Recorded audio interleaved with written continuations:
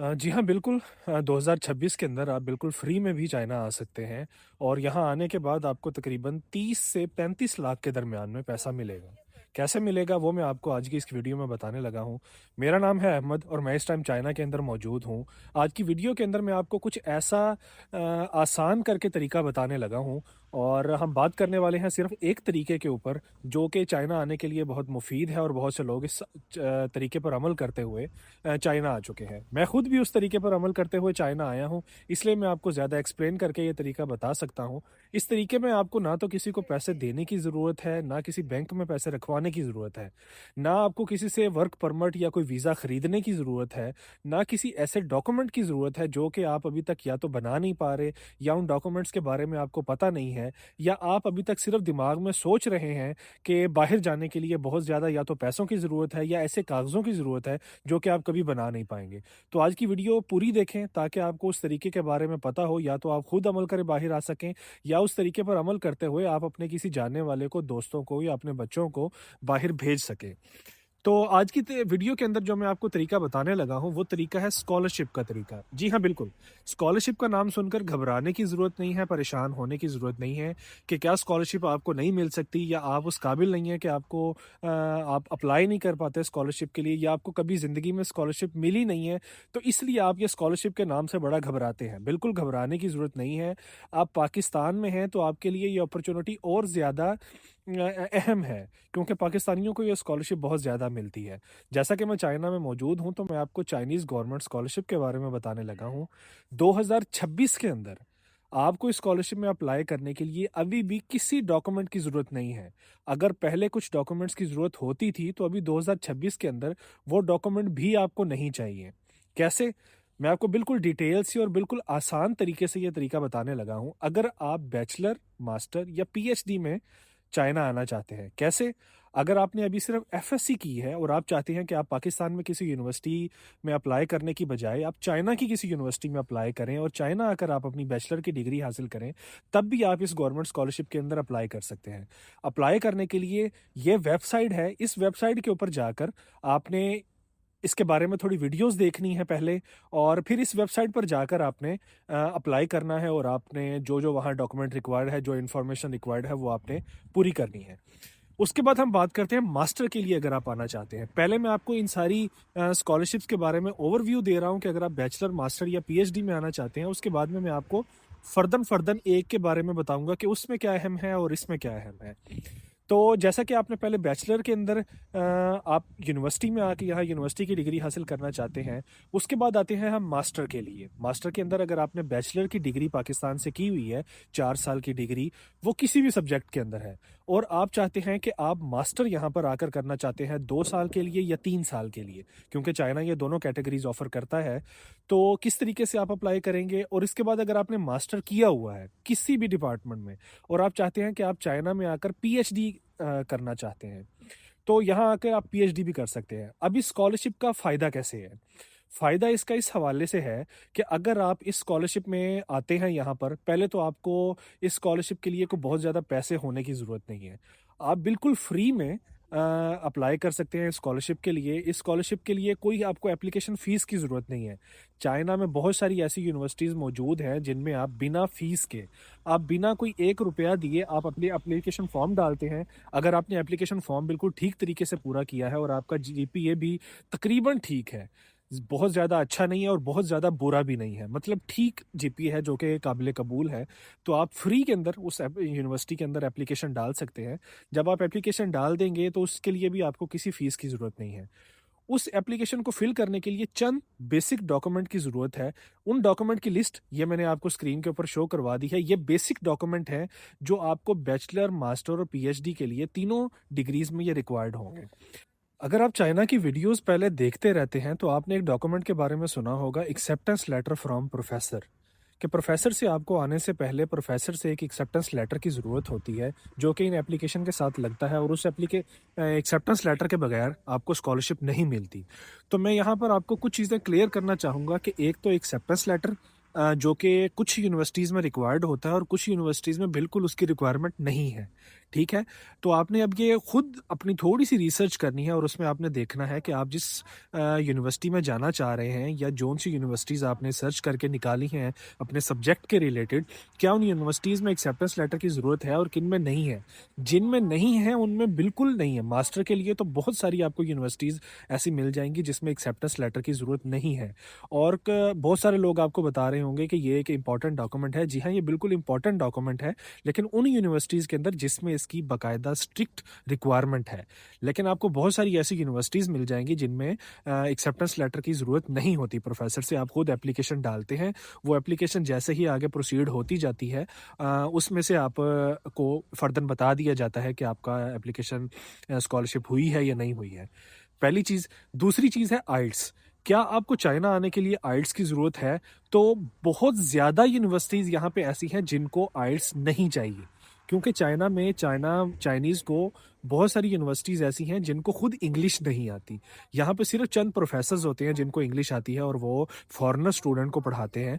वरना चाइनिया के अंदर बहुत सारी अभी भी ऐसी यूनिवर्सिटीज़ अवेलेबल हैं जिनमें आपको आइल्स की ज़रूरत नहीं है। हाँ, आने वाले टाइम में हो सकता है कि यहाँ हर यूनिवर्सिटी के अंदर आपको आइल्स की ज़रूरत पड़े, क्योंकि जिस तरह चाइना डेवलप हो रहा है और आहिस्ता-आहिस्ता ये अमेरिका के साथ और इस तरह की टक्कर में आ रहा है, तो बिल्कुल इनको भी इंग्लिश स्पीकिंग लोगों की ज़रूरत है जिनकी इंग्लिश बहुत ज़्यादा अच्छी हो।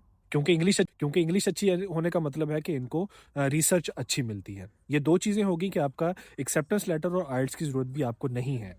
जो बेसिक डॉक्यूमेंट मैंने आपको पहले बताए हैं, वो डॉक्यूमेंट अगर आप फिल करते हैं, तो मैं दोबारा बता रहा हूँ, ये वेबसाइट है, इसका नाम है सीएससी स्कॉलरशिप। ये सबसे बड़ी स्कॉलरशिप होती है जो चाइना में दी जाती है।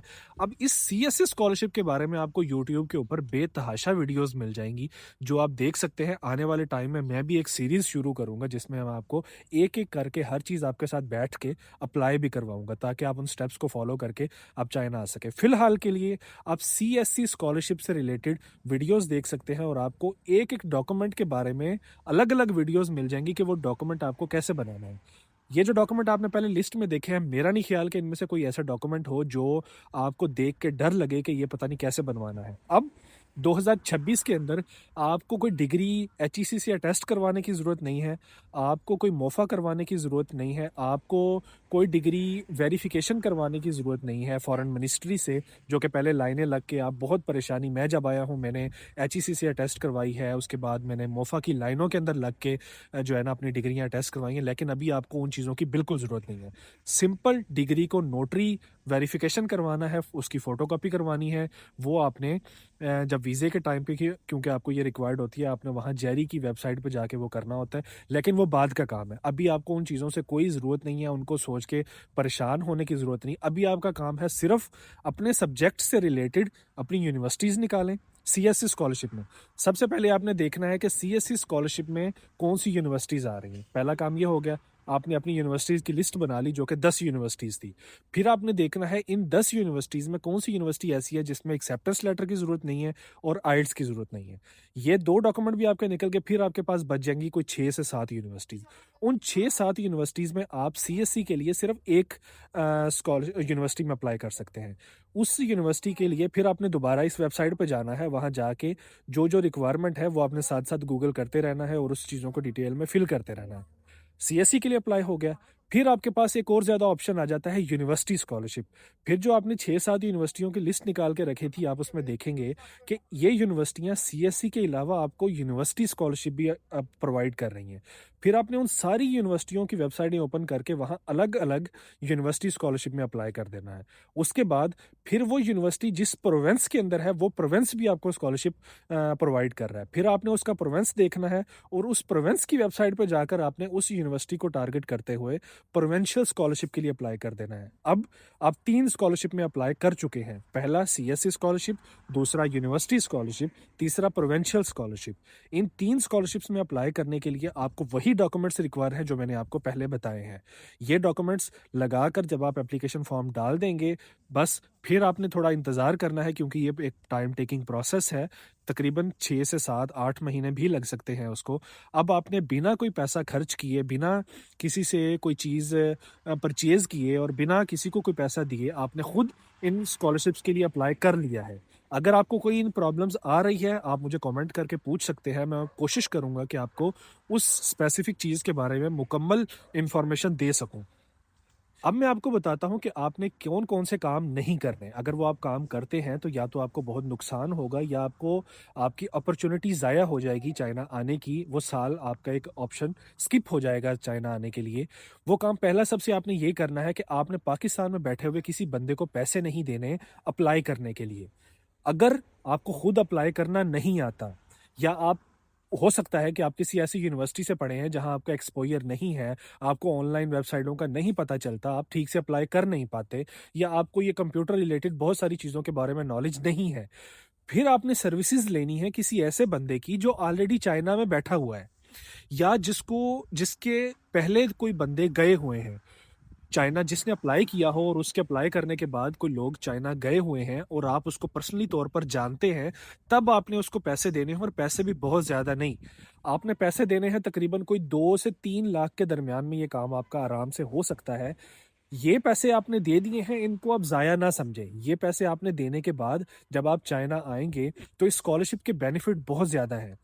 बहुत ज़्यादा बेनिफिट में ये है कि कम से कम भी आपको 1 महीने का लाख से 1,20,000 अगर आप बैचलर में आते हैं तो आपको लाख मिलेगा, मास्टर में आते हैं तो 1,20,000 मिलेगा, पीएचडी में आते हैं तो 1.5 लाख रुपया आपको पर मंथ मिलेगा। इसके साथ आपको मेडिकल फैसिलिटी फ्री में मिलेगी, इसके साथ आपको रिहाइश फ्री में मिलेगी। अगर आप बाहर रहना चाहते हैं हॉस्टल से तो आपको उस रिहाइश के पैसे भी मिलेंगे। सिर्फ खाना आपने अपना खुद मैनेज करना होगा, बाकी आपको ये सारी चीज़ें आपकी स्कॉलरशिप में कवर होती हैं। फिर आप ये कर सकते हैं कि यहाँ आने के बाद वो जो आपको स्कॉलरशिप के पैसे मिले हैं, उसमें से थोड़ा-थोड़ा करके आप उनको पैसों को रिटर्न कर सकते हैं। तो कुल मिलाकर आपको चाइना आने के लिए किसी पैसे की ज़रूरत नहीं है। मैंने कोशिश की है कि मैं आप अपनी इस वीडियो के अंदर आपको उन सारी चीज़ों के बारे में थोड़ा-थोड़ा करके बताऊँ ताकि आपको हर चीज़ का एक किस्म में आइडिया हो जाए और आप कल को किसी नुकसान में ना फँस सकें या आपको कोई प्रॉब्लम ना हो कल को अप्लाई करते हुए या आपको कोई बंदा गलत मिसगाइड कर दे या गलत गाइड कर दे तो आप अपना नुकसान ना करवा लें।